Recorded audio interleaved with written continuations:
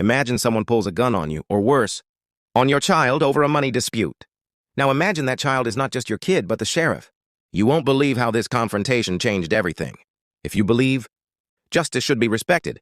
If you're tired of violence and assumptions, smash that like button, subscribe, and tell me in the comments, what would you do if you were in her shoes?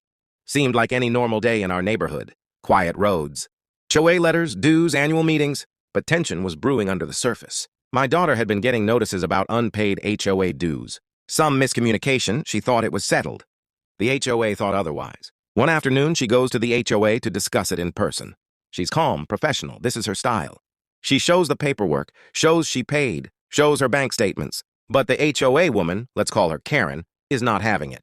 She's irate, insisting dues weren't paid, being disrespectful, not listening. Then things escalate. Karen pulls a gun. Just like that, tension sky high. My daughter, shocked, steps back. Everyone around freezes. You could hear a pin drop. The gun isn't just a show of aggression, it's a threat. But there's one piece Karen doesn't know. One fact she's ignored. My daughter is the sheriff, literally law enforcement in the county. She is the authority, sworn to protect, trained to deal with danger. The moment Karen realizes who she's dealing with, eyes widen, panic sets in. Suddenly, the power dynamics shift. Karen puts the gun down.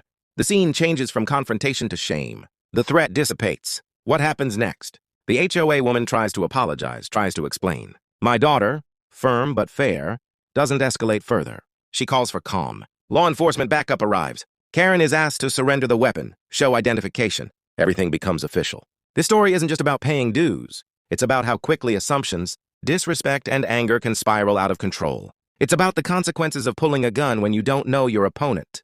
And it's a reminder, everyone has a story behind the badge. If this made your heart pound, share this video so people see what happens when respect is replaced with force.